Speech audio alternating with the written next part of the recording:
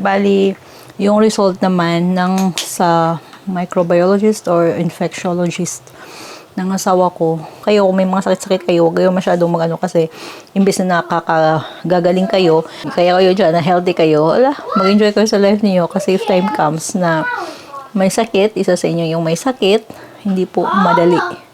Kayo talaga mag-a-adjust. Oh.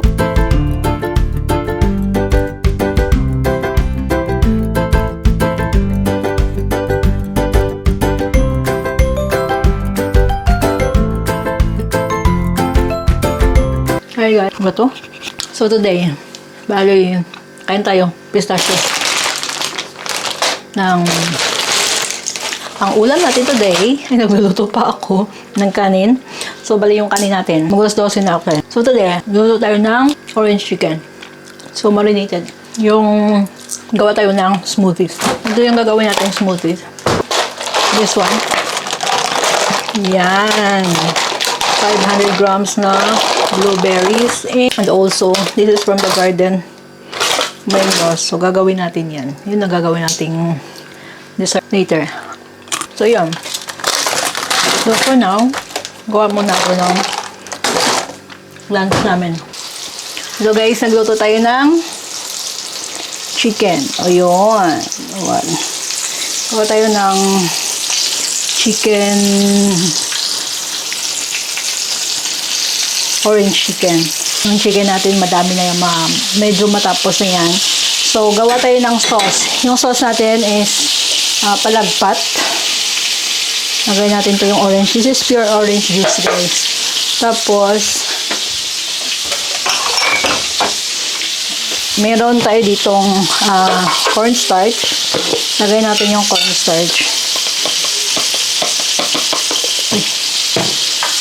Tapos, kasi ayoko ng water. So, para pure, lagay natin yung orange. So, dito natin yung melt.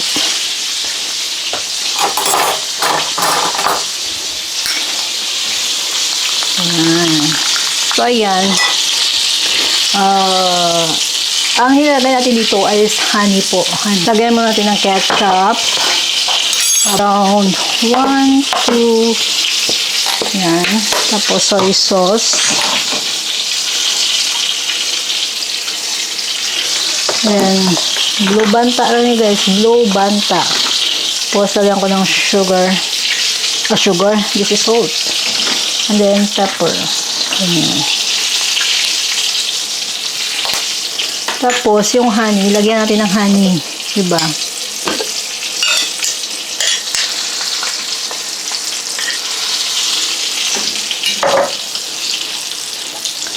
Idagdag natin yung dito. Ang chicken ko ay luto na. Lagyan nyo palagi ng kitchen towel para ma-absorb yung oil. Ano, meron pa akong a bit of chicken doon. Dalawa lang sila kakain nito eh. Hindi naman ako kakain. Naumay na ako. So, yan. Ito pa tayo. Ito yung mixture nito. Ano lang to yung mixture nito? Flour. And then, cornstarch. Salt. And pepper. Ganun lang yun. Simple lang ako magawa-gawa ng mixture. Tapos yun. Ano na natin. Haluin na natin to. Yan. I-melt natin yung honey. So, this is original na 100% orange juice with honey. And ayan. So, hindi tayo makalabas. Wala tayo masyadong vlog na pa sakay-sakay ng ng car. Kasi yung asawa ko ay kaka-inject lang ng kanyang vaccine. So, 2 vaccine. So, hindi makakilos. Okay, sweet. Para may lasa siya, guys. Lagyan natin mamaya ng vinegar. Para medyo may asim, masarap yung pagka-asim. Kasi yung orange matamis eh. Tapos, medyo pagka-boil na siya, So, tandaan nyo yung ano nito. Orange, honey, ketchup, pepper, salt, and vinegar. Vinegar nga. Kaya, nag-boil na siya. Lagay na natin tong yung ating cornstarch.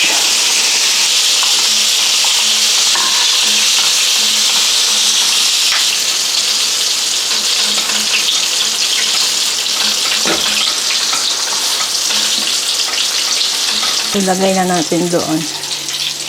Patuloyin muna natin yung oil. Magluluto ako ng ito. Ayaw ni dati sa amoy niyan. Tapos yan yung luto ko. So, here we are. Tapos na tayo dyan. Nagluluto na ako ng aking toyo. Ang gagawin ko ngayon, I will make this one. Lagay ko muna. So, mamaya ko pa din ito gagawin. So, normally, I used to make strawberry, blueberry. Ngayon, mas madami yung blueberries natin. Frozen din to. So, ang gagawin ko, hayaan ko lang muna dito. At saka mamaya ko na gagawin. Kasi, frozen nga. Pero lagyan ko na siya ng yung uga ko. My God. May toyo. Smelling na. Very good. Sarap ng toyo. Ayan. Ready na natin. So,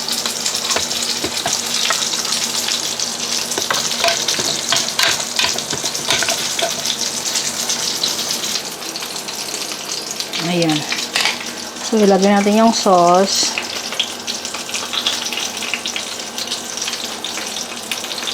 At meron na tayong ayan. So, ito na yung ating ayan. Orange chicken. So, ayan. Sila tuwang-tuwa dahil sa orange chicken. Ako naman ay tuwang-tuwa dahil sa tuyo. Sit na. Can you please bring this papa? Ay, no need na.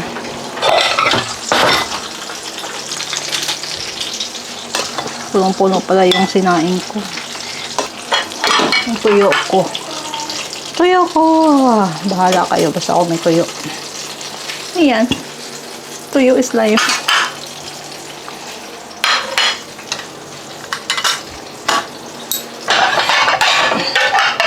So guys, we're done with our, I'm done. They are still eating there. So, I'm gonna make blueberry smoothies. Gawin natin dito. Nandito na lahat. So, I'll just turn on. So, we'll just turn it on.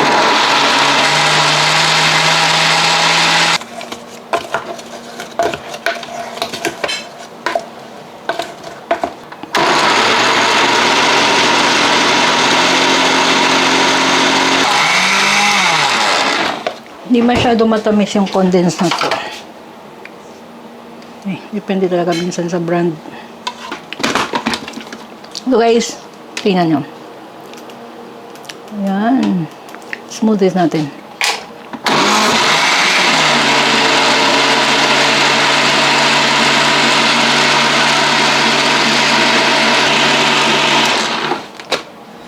Very beautiful. Tingnan nyo. Huwag yung agtang ko. Ayan, tingnan nyo. Lagay natin doon. So, yan. Ilagay natin dito yung smoothies natin. Dito.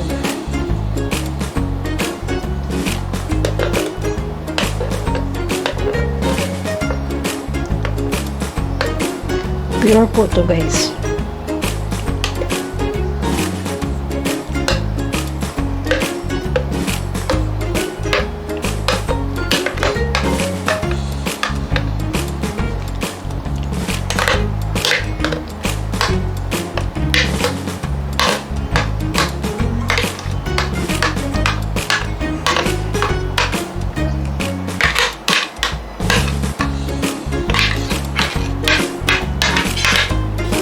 Oh, guys. Put my food. You already put your food? Kasi, what did you put? How many pizza you put? 1 pizzas? You can pick up more the big. It's a mini. Yeah. Oh, wait, Ito let me- muna yung ano namin dito kasi may pasta kami na niluto. This one? But I like this too. Okay. Do you want more? Okay. So, yeah. Tapos, meron kaming pasta. Yun yung aming supper. Ayan. Ayan, ganito siya, oh. With jamon and tortellini. Presonto. De presonto. So, yun. Nilagyan lang natin. Tapos, haahonin natin sa pan. So, what I did wrong last time, Papa, I pick it up right away. That's why it's a bit like, needs a bit time. So, ganito. Ito siya. Tanggalin natin. Yan. Kakainin lang siya ng ganito. There's nothing more to put. Kasi meron siyang laman sa loob. Meron na siyang cheese. At saka, meron na siyang jamon. So, you only have to remove it. Ahunin mo lang siya. Yan. Ganyan. At pwede nang kainin. So, it seems like Beatrice don't like this kasi parang nagbabadya na ayaw kumain ito. Gusto lang ng pizza. As usual, pizza. So, yan. This will be our meal. Ganito lang kami kapag kumain. Tapos, you want some chocolate drinks? Yeah? So, yun. Oh. Hoy, is grumpy. Grumpy. No. Grumpy yarn. Na second place na kasi. So, yun. We have made Beatrice Oops chocolate drinks. Para, oh. Ayan. Tapos, yeah. Ganyan yung hapunan namin. Minsan, tinapay. We don't eat heavy food sa gabi. Hindi kami kumain ng heavy food. Ayaw nila ng mga kanin-kanin or whatever. Plastics mo. What's that? Grumpy yan. So grumpy. Oh, someone will try to eating pizza now. So, ayan, ganyan na yung hapunan natin. Ay, Diyos ko, God. Kaya hindi mahirap pag-prepare ng hapunan dito. Tinapay lang. Okay, let's see it. Let's see na bitis, no? Daming. Let's try if it's So, punta tayo dito. Pangatlo na to. Yan, tanggalin ko lang. Kasi baka kainin to ng bird. Ganyan. Yes, tapos na kaming kumain. You want grapes? You want? Yan lang to. Mahirap na kalaban yung pagkain. Ikaw lang mag-isa kakain. So, sulit ang bayo, no? Sulit. Sige lang. So, last time pala, guys. Last time ng, di ba may inano ko sa inyo yung pagpunta namin sa hospital. Since yung result niya sa kanyang neurosurgeon, kasi bali, yung result naman ng sa microbiologist or infectiologist ng asawa ko, ang result nun ay okay po lahat na result. So, yung kasi yung sa microbiologist, tinitingnan kung yung may mga namumuo ba, may cancer o may merong mga sa liver na affected, yung mga ganun ba? Ganun ba yun? So, yun yung ang tinitingnan nila. So, sa tingnan ng dugo, meron lang siyang isa na kailangan nilang gawin. Kasi, pag nakita yung asawa ko, palaging naka-mask. Mostly, pag nag-drive kami lang, okay lang. Pero pag lumabas siya, especially pag pupunta ng hospital, naka-mask yan. Kasi, hindi nga siya pwede makipaghalubilo sa madaming tao. Kasi nga, yung sakit niya, yung immune system niya ay hindi ganun kalakas. Especially nag-i-inject siya. So, before yung injection niya for 2.5 years, 80% of his immune system lowered ng 80%. So, yun yung dahilan. Bakit hindi kami masyado nakikipag sa mga madaming tao. Hindi kami masyado makipaghalubilo. Kasi, baka madapuan siya ng sakit na magiging sanhi pa ng malalang sakit. Di ba ganon? So, for now, you have to do something because there is a certain virus na wala pong immunity yung asawa ko. So, kailangan nilang gawin yon. So, they have to na-vaccina na siya pero wala pa rin siyang immunity. So, titingnan nila. They have to do something for that sa isang virus na kailangan may immunity siya. So, isa din talaga yun. So, hindi kami go along with other people that we don't know. Yung mga ganun. Only family lang talaga siya. At saka yung basta, palagi siya nagagamit ng mask. Yung asawa ko. So, ganun. So, kayo, kung may mga sakit-sakit kayo, huwag kayo masyadong kasi imbes na nakakagagaling kayo. So, kasi sa Japan at saka sa Korea, mostly Japan, sa Japan, once may cold sila, automatic yan. Automatic sila nagwe-wear ng mask. Hindi na kailangan sa pagsabihan pa.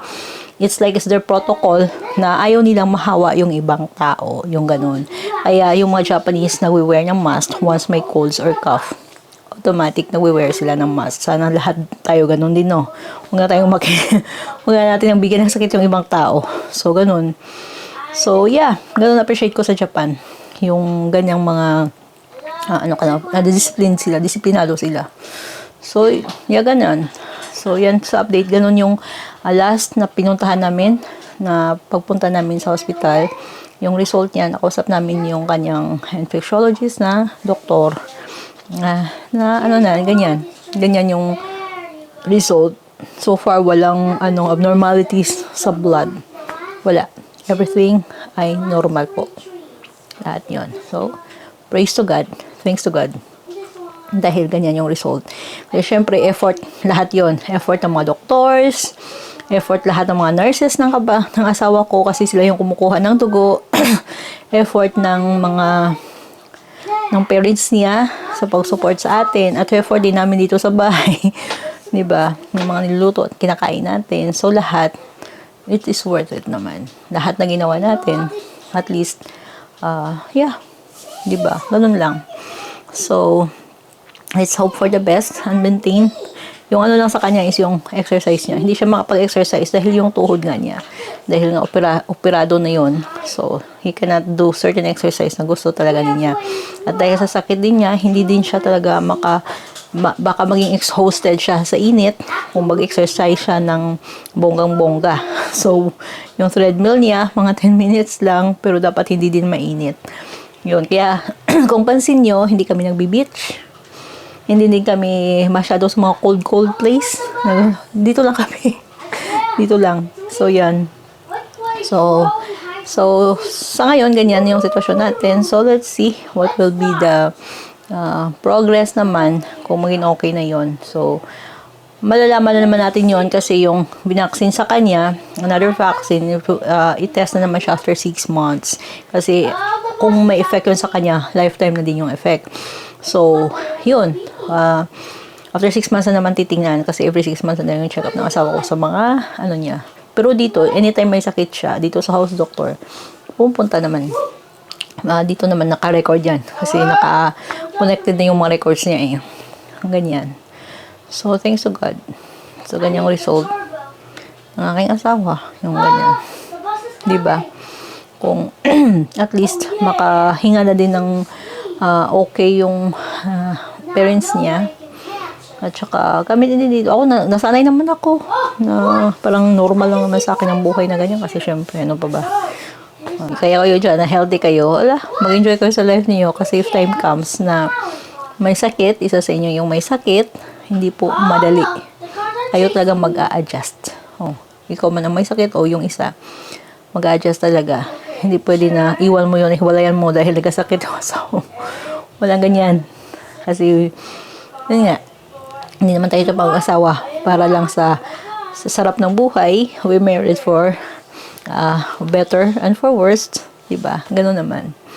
So, yeah. Yan life. Baka anong masabi-sabi ko pa.